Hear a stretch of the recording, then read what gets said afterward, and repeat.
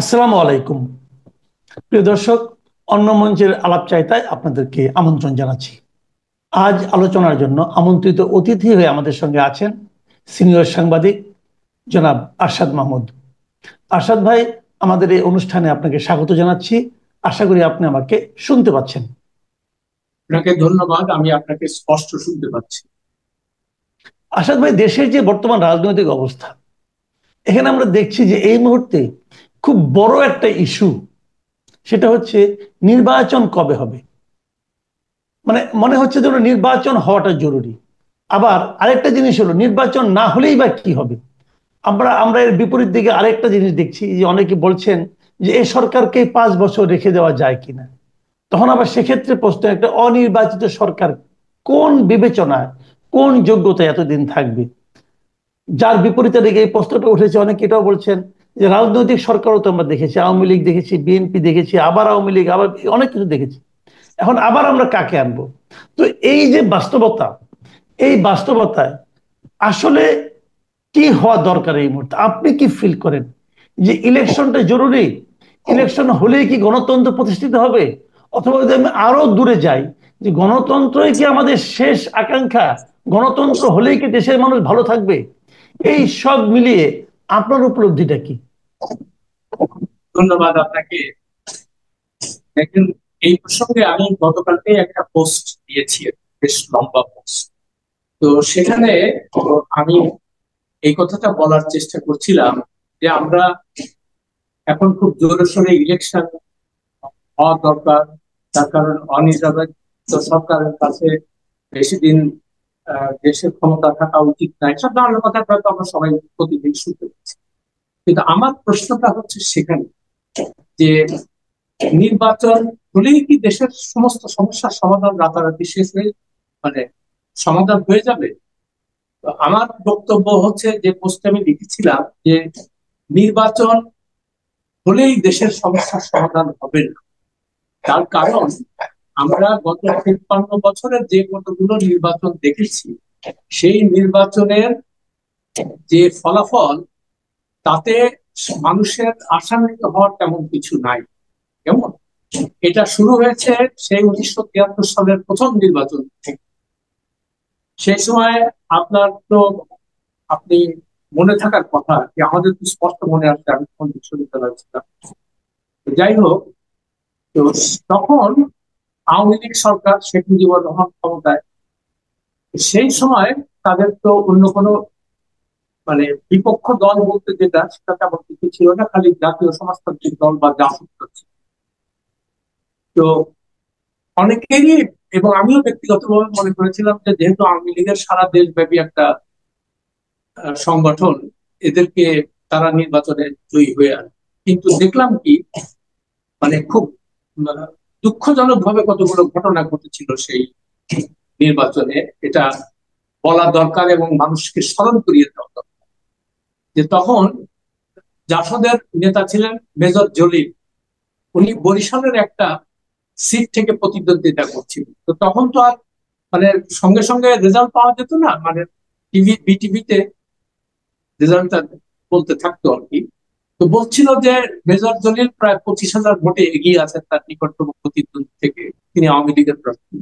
নিকটতম প্রতিদ্বন্দ্বীর আমার নাম মনে নেই। হ্যাঁ, হঠাৎ ঘোষণা আসলো যে নির্বাচন সেখানে স্থগিত করা হয়েছে।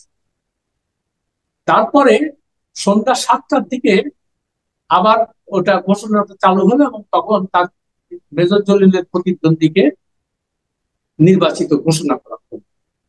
তো স্বাভাবিকভাবে এই মানুষের মনে প্রশ্ন জাগলো যে কি ব্যাপার, এই লোকটা 25,000 ভোটে এগিয়ে ছিল, সে হঠাৎ করে বাজার নির্বাচনের সমস্ত কিছু বন্ধ করে দিয়ে, ঘোষণা বন্ধ করে দিয়ে তাকে জয়ী করালো। আর একটা ঘটনা বলি, দাউদকান্দিতে তখন আওয়ামী লীগের প্রার্থী ছিলেন খন্দকার মোশতাক আহমেদ, এবং তার প্রতিদ্বন্দ্বী ছিল স্বতন্ত্র প্রার্থী রশিদ ইঞ্জিনিয়ার।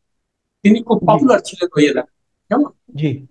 তো তাকেও, সেও খুব বিপুল ভোটে জিততে ছিল, মানে সামনে আগায় ছিল।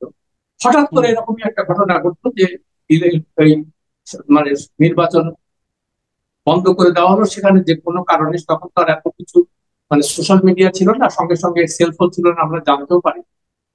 তো যা হোক, সেটার পরে পরে শুনলাম যে ঢাকার থেকে হেলিকপ্টার গেছে, হেলিকপ্টার যাওয়ার পরে ওখান থেকে যত ব্যালট বাক্স ছিল সব এনে নির্বাচন কমিশনে আনছে, আনার পরে সন্ধ্যায় ঘোষণা করলো খন্দকার মোশতাক জিতেছে। এই দুটো ঘটনাতে তখন মানে খুব পরিষ্কার হয়ে গেল যে রিগিং কথাটা, এই কথা কিন্তু আমরা আগে জানতাম না। কেমন? তো রিগিং কথাটা সূত্রপাত হলো সেই 1973-এর নির্বাচন থেকে, এবং আওয়ামী লীগ প্রায় 300 সিটের মধ্যে 290টাতে জিতল। তো মানুষের মনে তখনই মনে হলো যে একই ধরনের নির্বাচন, হ্যাঁ, যে আমরা মানুষ তো নিজের পছন্দ মতো ভোট দিতে পারবো না।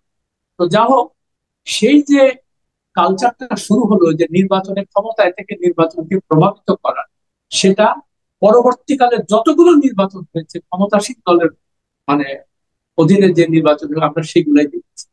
তো সে কারণে 1990 সালের 3 জোটের যে রূপরেখা ছিল, তারা বললো যে না, একটা তত্ত্বাবধায়ক সরকার।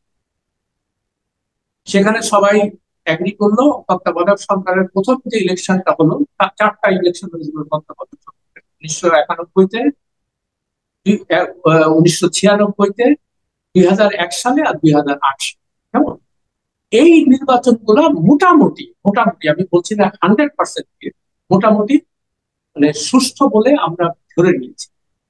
এবং সেখানে দেখা গেছে যে মানুষ মোটামুটি নির্ভয় ভোট দিতে পেরেছে, এবং ভোটের ফলাফল মানে যারা জেতার যোগ্য তারাই জিতেছে। যেমন বিএনপি 91 সালে, 96 সালে আওয়ামী লীগ, আবার 2001 সালে বিএনপি, তারপর 2008 সালে। তো এরকম আমরা দেখে আসলাম। তারপরে এখন বারবার করে বলা হচ্ছে যে ইলেকশন যদি মানে দলীয় সরকারের অধীনে না হয়ে একটা নিরপেক্ষ সরকারের অধীনে হয়, তাহলে নির্বাচন ভালো হবে, মানুষ ভোট দিতে পারবে।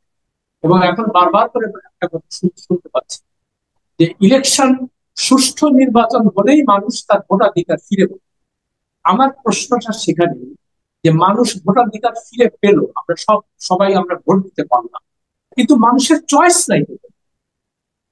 মানুষ সাধারণ যে ভোটার, যেমন তার তো কোনো চয়েস নাই, হয় তাকে আওয়ামী লীগকে দিতে হবে অথবা তাকে বিএনপি। তো এই যে মুদ্রার, আমরা বারবারই বলছি যে মুদ্রার এপিটারও, যেমন এই প্রসঙ্গে আমি আরেকটা কথা বলি। সারা পৃথিবীতে আমি একটা ওই গতকালকের পোস্টেই আমি 3 বছর আগে ইংরেজিতে লিখেছিলাম why I no longer want democracy. কেমন? সেখানে আমি দেখিয়েছিলাম যে ইভেন সব বড় বড় গণতান্ত্রিক দেশ, যেমন আমেরিকা, ব্রিটেন, জার্মানি, ইন্ডিয়া, যেখানে সত্যিকার অর্থে ভোট দিয়ে মানুষ ভোট দিতে পারে, তো সেখানেও আপনি দেখবেন যে সেখানেও মানে খুব কৌশল করে তারা দুটো বড় বড় দলকে রেখেছে। কেমন? সাধারণ মানুষের কিন্তু কোনো চয়েস না, এই কৌশলটা কে নেই। করছে? হ্যাঁ, এই কৌশলটা কে করতেছে? ওই যারা যারা ওই যে যারা গণতন্ত্রের যারা ধারক বাহক আর কি, গণতন্ত্রের কথা যারা বলে, তারা চিন্তা করেছে যে আমাদের এই সিস্টেমকে রাখতে হলে গণতন্ত্রের কথা আমাদেরকে বারবার বলতে হবে। আর সত্যিকার অর্থে পৃথিবীতে গণতন্ত্র পৃথিবীর কোনো জায়গায় নাই। কেমন? এখন আপনি বলবেন আপনি কি কথা বলছেন, এটা কি বা কি কথা বলবেন? আমি তার প্রমাণ দিচ্ছি যে কেন নাই সেটা। গণতন্ত্রের যে সংজ্ঞা, যে মানুষ মানে সাধারণ মানুষের সেখানে বিশেষ ভূমিকা থাকে। কেমন? তারা তাদের নির্বাচিত প্রতিনিধিকে তারা মানে সরকার কিভাবে চলবে তারা মানে তারা ভূমিকা রাখবে। এই আব্রাহাম লিঙ্কনের একটা বিখ্যাত যে আমরা গণতন্ত্রের সংজ্ঞা বলি, government by the people, for the people, of the. কেমন? এখন পৃথিবীর কোন দেশে এটা আছে আমাকে আপনি আমাকে দেখেন, আমি গবেষণা করে পাইনি। কেমন? প্রত্যেকটা দেশে ওই দুইটা করে বড় বড় দল। আমেরিকায় দেখেন হয় ডেমোক্রাটরা আর না হলে রিপাবলিকান। ইংল্যান্ডে দেখেন হয় কনজারভেটিভ না হলে রিপাবলিকান। কেমন? অন্যান্য দলগুলো আছে কিন্তু তাদের ভূমিকা এত বড়। জার্মানিতে দেখেন হয় সোশ্যাল ডেমোক্রাট নাই ক্রিশ্চিয়ান। ইন্ডিয়াতে দেখেন হয় কংগ্রেস না হলে কংগ্রেসের বিরোধী যারা আছে এখন। তো আমার প্রশ্ন হচ্ছে যে government by the people, of the people, for the people, এটা দুনিয়ার কোথায় আছে? এবং যে কারণে পৃথিবীর সব দেশেই দেখবেন সাধারণ মানুষ সাংঘাতিক ভাবে ক্ষুব্ধ। হ্যাঁ, তাদের অভিযোগের কোনো শেষ নাই। আমেরিকার দেখবেন কত রকম মুভমেন্ট হচ্ছে, move on dot dot on, occupy Wall Street, কেমন? তারপরে ওয়ান পার্সেন্ট, এই সমস্ত নানান মুভমেন্ট, তারা একটা কথা বলছে যে ক্ষমতা কুক্ষিগত আছে এই দুটো দলের কাছে, এবং তাদের তাদের বাইরে তৃতীয় কোন সব পক্ষের পক্ষে সেখানে এমার্জ করা সম্ভব না। আমাদের দেশেও ঠিক একই কায়দায় ওই আওয়ামী লীগ বিএনপি এবং আওয়ামী লীগ বিএনপির যে ইতিহাস আমরা দেখেছি গত মানে স্বাধীনতার পর থেকে, এই কারণেই দেখবেন যে এইখানে এই দেশে অস্থিরতা কোনো সময় যাচ্ছে না, সাধারণ মানুষের বিক্ষোভের কোনো শেষ নাই। যেমন আপনি যখন তখন মানুষ রাস্তায় নামতেছে, তার কারণটা কি? যে সাধারণ মানুষের যে চাওয়া পাওয়া, কেমন সেই চাওয়া পাওয়া, যদিও প্রত্যেকটা রাজনৈতিক দল বলছে যে তাদের জন্যই আমরা রাজনীতি করি, কিন্তু বাস্তবে কি দেখতে পাচ্ছি? যে শুধু তাদের তাদের পরিবারের লোকজন আর তাদের মোশায়ের কিছু লোকজন তারা ফুলে ফেঁপে বড় হচ্ছে, তাদের প্রচুর টাকা বাড়াচ্ছে করে এই সমস্ত কিন্তু করছে এখান তাদের। থেকে মুক্তির উপায় কি আসাদ ভাই? তাহলে এখান হ্যাঁ, থেকে হ্যাঁ, মানে হ্যাঁ। কিভাবে আপনি তাহলে বিকল্প কি প্রস্তাব দিতে চাচ্ছেন? আচ্ছা, বিকল্প প্রস্তাব আমি কালকে লেখায় যেটা লিখেছি, যে জি, আমার মনে হয় যে একটা জাতীয় সরকার, কেমন জি, দেশের পরীক্ষিত, মানে সৎ, দেশপ্রেমিক দের নিয়ে, এরকম এরকম লোক আছে বাংলাদেশে, কিন্তু সঙ্গে সঙ্গে কালকের একটা লেখা লিখেছি যে সেখানে ডক্টর ইউনূসের কোনো জায়গা নেই। তার কারণ আমরা যেটা দেখতে পাচ্ছি, যে আমি ব্যক্তিগতভাবে খুব হতাশ তাকে নিয়ে। আমার খুব উচ্চাশা ছিল, আমি নিজে উনি মানে এই অন্তর্বর্তী সরকার ক্ষমতা আসার পরে আমি নিজে 3টা পোস্ট লিখেছি যে তাকে 5 বছর রাখতে হবে এই সরকার। হম যেন অন্যভাবে আমরা নির্বাচন চাই না, নির্বাচন চলে হয় আওয়ামী লীগ আসবে, নাহলে বিএনপি আসবে, এবং আবার সাধারণ মানুষের অবস্থা আগের অবস্থাতে ফিরে যাবে। আমরা এটা কোনোভাবেই চাই না। তো যা হোক, কেন চাই না আমি সেটা বলেছি, যে ডক্টর ইউনূস আমি দেখতে পাচ্ছি উনি আসার পরপরই কতগুলো, মানে একের পর এক যে কতগুলো তার নিজের নিজের মানে এক্সিকিউটিভ অর্ডার বা নির্বাহী আদেশে কতগুলো, যেমন তার মামলা 1500 কোটি টাকার কর ফাঁকির মামলা উনি নির্বাহী আদেশে বাতিল করে দিলেন। 666 কোটি টাকার কর মওকুফ করালেন। তারপরে তার নিজের ভাইপোকে তিনি ডেপুটি প্রেস সেক্রেটারি বানালেন, কেমন, যাকে আমরা কেউ চিনতাম। যাই হোক না সেটা। তারপরে তিনি আহ আহ, গ্রামীণ বিশ্ববিদ্যালয় প্রতিষ্ঠা করার জন্য নির্বাহী আদেশে সেটা করে নিলেন। তারপরে তিনি ম্যান পাওয়ার এক্সপোর্টের লাইসেন্স দিচ্ছেন। তো আমার তো এসব দেখে থেকে আমার মনে হচ্ছে যে কি ব্যাপার, আপনি কি নিজের মানে নিজের আখের গুছাইতে আসছেন কিনা, এটা কেমন কথা? এগুলো তো এগুলো তো দেশের, আপনার যদি বিচার বিভাগের প্রতি বিন্দু মাত্র আস্থা থাকে, বা তা আপনি যদি চান যে বিচার বিভাগ স্বাধীনভাবে কাজ করবে, তো আপনার তো উচিত ছিল যে শেখ হাসিনা বা খালেদা জিয়া যে প্রক্রিয়া তাদের বিরুদ্ধে মামলাগুলো প্রত্যাহার করছে, আপনি কখনোই সেটার মধ্যে যাবেন না। আপনি বিচার বিভাগকে বা আইনকে তার নিজস্ব গতিতে চলতে দিবেন। আমরা সবাই জানি যে শেখ হাসিনা প্রতিহিংসামূলক ইয়েতে আপনার বিরুদ্ধে মামলা করছে, তো কোর্টকে সেটা ডিসাইড করতে দেন, আপনি নিজে কেন করবেন? আমার এই যে মানুষের মনে যে নানান, এখন দেখেন, উনি প্রথম প্রথম আসার পরে যে পরিমাণ জনসমর্থন ছিল, কেমন, এখন কি সেটা জি। আছে? আমি তো বিভিন্ন জায়গায় মানুষের সাথে কথা বলি, তো সবাই বলতেছে যে কি কি রকম ব্যাপার। আর উনি কথায় কথায় 2 দিন পর পর বিদেশ চলে যাচ্ছে। এ প্রসঙ্গে আবারও বলে রাখি, এখন উনি কাতারে আছেন, এবং ইতিমধ্যে শুনেছেন যে পোপ আহ মানে পোপ মারা গেছেন। আজকে দেখলাম যে উনি পোপের ফিনারেলে যোগদানের জন্য এখন রোমে যাচ্ছে। তো আমাদের বাংলাদেশের মানে অদ্ভুত, মানে আমার কাছে একটা ইয়ে লাগে যে কি ব্যাপার, মানে বাংলাদেশ কি এত ইম্পর্টেন্ট হয়ে গেছে যে উনি না গেলে, বাংলাদেশ রিপ্রেজেন্ট না করলে ফিনারেলটা হবে না। সেখানে প্রেসিডেন্ট ডোনাল্ড ট্রাম্প যাবে, তারপরে অন্যান্যরা যাই হোক, সেটা তাদের ক্রিশ্চিয়ান কান্ট্রি, সেটা যেতেই পারে, কিন্তু আমাদের এখানে বাধ্যবাধকতা কি, আমাদের প্রায়োরিটিটা। আর সবচেয়ে বড় কথা, আমি গতকাল পোস্টেও দিয়েছি যে আপনি যদি স্বচ্ছতায় বিশ্বাস করেন যে সরকার কিভাবে দিচ্ছে, কেমন, তো সেখানে তো আপনি বলবেন যে আপনি কতগুলো লোক সঙ্গে নিয়ে যাচ্ছেন, কত টাকা এটার পেছনে খরচ হচ্ছে, এটা তো ট্যাক্স পেয়ারের। আপনি এইভাবে ইয়ে করতেন।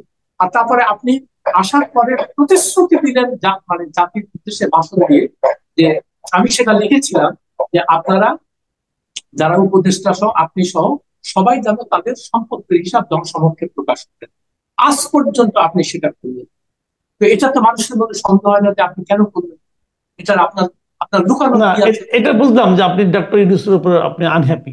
তাহলে আপনার সেই সমাধানটা কথা বলছেন আপনি, যে এটা পরীক্ষিত লোকদের নিয়ে একটা জাতীয় সরকার করা যায় কিনা, সেটা নয় বুঝলাম। কিন্তু আমার প্রশ্নটা হলো, সেই পরীক্ষিত লোক, যেটা পরীক্ষিত যে শব্দটা, এই পরীক্ষাটা তারা কার কাছে দেবে, কার কাছে পরীক্ষিত? না যেমন ধরেন আসলে ডক্টর, আমি একটু আরেকটা প্রশ্ন একটু আপনাকে আরেকটু শেষ করে নিই। যেমন আপনি বললেন যে আপনি শুরুর দিকে ডক্টর ইউনূসকে নিয়ে আশাবাদী ছিলেন। কেন ছিলেন? তাহলে আপনার কাছে তখন মনে হয়েছিল যে এই লোকটা বোধহয় ভালো করবে। আপনার তখনকার পরীক্ষায় কিন্তু সে পাস করেছিল, কিন্তু এখনকার পরীক্ষায় সে ফেল করে যাচ্ছে। তাহলে আপনি এই পরীক্ষাটা কিভাবে করবেন? আচ্ছা, পরীক্ষাটা কিভাবে করবো সেটাই, যে ওই কথাটাই আমি কিছুটা উল্লেখ করেছিলাম গতকালকের পোস্টে, জি, যে জি, জি, প্রথমেই মানে যে সমস্ত মানে মানুষকে সিলেক্ট করা হবে, জি, তাদের প্রথমেই তাদেরকে মানে তাদের সম্পত্তির হিসাবটা জনসম্মুখে মানে ওকে, সরকারে যাওয়ার আগে যেমন জনসম্মুখে প্রকাশ করতে হবে তাদের। এবং আমি দেখেন, I am very allergic to suit and tie, মানে স্যুট টাই পরা লোক দেখলেই আমার মানে সন্দেহ হয়, বুঝলেন? প্রত্যেকটা লোককে আমার ধান্দাবাজ, বুঝলেন? এরা করে কি, বিদেশে থাকে বা ওইখানে লেখাপড়া করছে, কি না কি করছে আল্লাহ জানে। তো যাই হোক, মনে করলাম যে আর বিদেশে ইংল্যান্ড আমেরিকায় লেখাপড়া না করলে তো আপনি কোনো শিক্ষিত লোক না, যেমন আমি কোনো শিক্ষিত লোক না, যেহেতু ইংল্যান্ড আমেরিকার কোনো ডিগ্রি আমার নাই, কেমন? তো যাই হোক, আমি ধরে নিচ্ছি যে আমার কোনো লেখাপড়া নাই। কিন্তু আমাদের কথা হচ্ছে, এই দেশটা চালানোর জন্য আপনি বিশ্বাস করেন মাসুদ, আপনাকে বলি, এই দেশ চালানোর জন্য যেটা দরকার, মিডিয়কর লেখাপড়ার লোকজন, কিন্তু তার থাকতে হবে অসীম দেশপ্রেম এবং সততা। এবং এই সততা, তিনটে রাইট। কম্বিনেশন হলে আমার ধারণা আমরা নিশ্চয়ই একটা ভালো ইয়ে করব। আর তার আরেকটা কথা, নির্বাচন, হ্যাঁ নির্বাচন হতে হবে, নির্বাচন ঠিক আছে, কিন্তু নির্বাচন হওয়ার পরে আপনাকে এনশিওর করতে হবে যে যারা ক্ষমতায় আসবে, কেমন, তারা প্রথমেই এসে তাদের সম্পত্তি ডিক্লেয়ার করবে, ফার্স্ট কাম। এবং প্রত্যেক বছর তারা সম্পত্তি ডিক্লেয়ার করবে, প্রতি বছর বছর জনসমক্ষে ওয়েবসাইটে দিয়ে দেবে যে এই আমরা ইয়ে করেছি, যাতে করে তারা কনস্ট্যান্টলি মানে মানুষের একটা নজরে থাকে, নজরদারিতে থাকে। তাহলে হয়তো এই ঘুষ দুর্নীতি এগুলো, আর সরকারি কর্মচারীদের আরেকটা খবর, এটা খুব ইম্পর্টেন্ট, করাপশনের মূল জায়গা হলো সরকার, কেমন? তো সরকারে এখন দেখবেন যে সরকারে বিসিএস পরীক্ষার জন্য হুমড়ি খেয়ে পড়ে। এটার কারণটা একটা হতে পারে, আবার বলে যে আমরা দেশের সেবা করি। কিন্তু আমরা দেখতে পাচ্ছি সেই পাকিস্তান আবার সিএসপি দের থেকে শুরু করে, এরা দেশের সেবার নাম করে নিজেদের সেবা করে, কেমন? এবং প্রত্যেকের দেখেন তাদের এই গুলশান, বনানী, বাড়িধারা, শালমনি, যত জায়গায় ঘর বাড়ি দেখবেন, অধিকাংশই সব ঘর বাড়ি তাদের। আর ক্ষমতা মানেই হলো অর্থ। একটা ইউএন, চিন্তা করেন একটা গ্রামের মানে কোন একটা উপজেলার ইউএন, সে কি পরিমাণ ক্ষমতা, হ্যাঁ, তার একটা সইতে বিষয়। তো আমাদেরকে এটা এনশিওর করতে হবে যে এই তুমি ঠিক আছে, তুমি প্রজাতন্ত্রের কর্মচারী, তুমি মানুষের সেবা করতে আসছো, ভালো কথা, কিন্তু তোমার বাবা প্রত্যেক বছর তোমার হিসাব, সম্পত্তির হিসাব, তুমি কি করেছো এটা জনসম্পত্তি। তাহলে হয়, আমি বলছি না যে তাতে 100 ভাগ দুর্নীতি কমে যাবে, কিন্তু দেখবেন আমার বিশ্বাস, দৃঢ় বিশ্বাস থাকে, অনেকটা দুর্নীতির পরিমাণ অনেক এই হচ্ছে আমার ইয়ে। জি, অনেক ধন্যবাদ জনাব আরশাদ মাহমুদ, আপনার কথা পরিষ্কার। এবং আচ্ছা, আমার, জি, এ কথা আরেকটু খালি একটা কথা চেক করি। আমি কালকে বলেন। আমার আমার যে পোস্টে শিরোনাম দিয়েছিলাম সেখানে লিখেছিলাম যে মেরির মা, বাবুর মা, ডালিয়ার মা, এরা জি, তিনজনই আমাদের মানে বাসার বিভিন্ন রকম সাহায্য করে গ্রামের বাড়িতে এখানে। এবং মানে স্বাধীনতার আমরা আগের থেকে দেখছি যে ওই মেরির মা আমার মার জন্য কাজ করে, সে বংশ পরম্পরায়, বাবুর মাও সেই বংশ, তাদেরকে আমি যখন জিজ্ঞেস, আচ্ছা ভোট হলে তোমরা কি করবা, তোমরা কাকে ভোট দিবে, বলে আমরা ভোট দিয়ে কি করবো, আমাদের তো ওই বাসা মানুষের বাসায় কাজ করে কিন্তু। তো দেখেন কি দুঃখজনক ব্যাপার, যে রাইট। আমি কালকে একটা হিসেব মানে এক জায়গায় দেখছিলাম একটা গবেষণায়, যে 3,40,00,000 এরকম প্রান্তিক কি আছে মহিলাদের মধ্যে, মানে হুম, জনসংখ্যা আছে গ্রামে, হুম, হুম, তাদের গ্রামের 70% বসবাস, 30% ঢাকা, কিন্তু মানুষের বাড়িতে কাজ করে, তারপরে হুম, হাতে হুম, হুম, খেতে কাজ করে এগুলো। তো আমরা কি দিনের পর দিন এদের ভাগ্য উন্নয়নের কথা বলবো আর নিজের ভাগ্য উন্নয়ন করবো, আর এরা এইভাবেই থাকবে, এটা কতদিন চলে? না, এটা আপনি যে প্রশ্নটা করেছেন এটা অবশ্যই একটা গুরুত্বপূর্ণ প্রশ্ন, কিন্তু এই প্রশ্নের উত্তরটা আসলে কি, অথবা উত্তরটা কে দেবে, অথবা উত্তরটা আমরা কোন প্রক্রিয়ায় পেতে পারবো, এটাই কিন্তু একটা, আমি মনে করি যে আরেকটা প্রশ্ন। এখন এই যে ওই যে বললাম না, না না না, এটা তো ইয়ারডিস্টিক ওইভাবে ঠিক হবে যে আপনি জি। বলবেন যে আগামী আমরা ক্ষমতায় থাকার সময় ঢাকা শহরে বস্তিবাসীর সংখ্যা অন্তত 50 ভাগে কমিয়ে আনবো। এটা একটা এটা আপনাকে ওয়াদা করতে হবে। আপনি যদি এত উন্নয়ন করেন, ঢাকা শহরে প্রতিদিন 2-3 হাজার আচ্ছা লোক হবে। আসাদ ভাই, ওয়াদা করলো, কইরা ক্ষমতায় গেল, যে ওয়াদা রাখলো না, আপনি কি করবেন? না, সেটাই তো বলছি যে ওয়াদা না রাখলে সঙ্গে সঙ্গে তাকে ওইটাও বলতে হবে যে এরকম একটা মেকানিজম আমাদেরকে ক্রিয়েট, ক্রিয়েট যে করতে তুমি হবে ওয়াদা না হ্যাঁ। রাখ ওয়াদা না রাখো, তাহলে তুমি সঙ্গে সঙ্গে তুমি সরে যাবা, তোমার সদস্য পদ বাতিল। জি, জি, আমি বুঝতে পারছি। আমি মনে করি যে আপনি যে কথাগুলো বললেন এটা সমাধান কিনা আমি জানি না, তবে আমি এটা মনে করি আপনার এই কথাগুলো থেকে আমাদের দর্শকরাও কিন্তু তাদের মনে এই প্রশ্নটা জাগবে যে আসলে আমরা যেভাবে নির্বাচনটা চাচ্ছি, যা করছি, আমাদের যে রাজনৈতিক কর্মকাণ্ড, এটা কি আমাদের দেশের যে প্রত্যাশিত সমাধান তাকে দেবে? ওই যে মহিলা আপনার বাসায়, আপনার মার বাসায় কাজ করে খেত, তার মেয়েও কিন্তু আবার আপনার বাচ্চার বাসায় কাজ করে খাবে। ওই একই ব্যাপার, এই এদের ধ্বংস জীবন কি পরম্পরা এভাবেই যাবে? হ্যাঁ, এর থেকে মুক্তির উপায়টা কি? আমি মনে করি এটা নিয়ে মানুষ ভাববে, এবং আমরা এটা নিয়ে পরবর্তীতে সময় আরো আলোচনা করব। আপনাকে অনেক ধন্যবাদ জনাব আসাদ মাহমুদ। প্রিয় দর্শক, আপনারা শুনলেন যে সিনিয়র সাংবাদিক আসাদ মাহমুদ সাহেবের যে ক্ষোভ, যে প্রত্যাশা, যে প্রত্যাশা ভঙ্গের বেদনা, এবং সেখান থেকে বের হওয়ার যে চিন্তা, এগুলো আশা করি আপনাদেরকে স্পর্শ করবে। ভালো থাকবেন আপনারা। এখন এ পর্যন্তই। আল্লাহ হাফিজ।